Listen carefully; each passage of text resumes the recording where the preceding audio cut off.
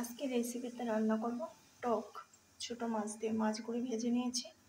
এখানে তেঁতুলের টক রান্না করব, তাই তেঁতুল ভিজিয়ে নিয়েছি। তেঁতুলের মধ্যে দিয়েছি একটু হলুদ আর জিরে, রসুনগুলি কুচি কুচি করে কেটে নিয়েছি। এখানে কড়াইতে তেল দিয়ে দিয়েছি, অল্প তেল দিয়েছি।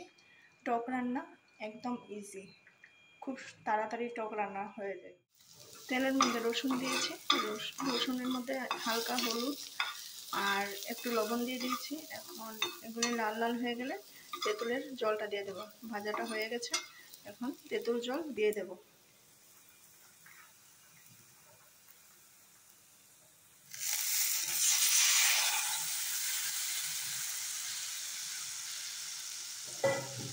তেঁতুল জলটা দিয়ে দিয়েছি।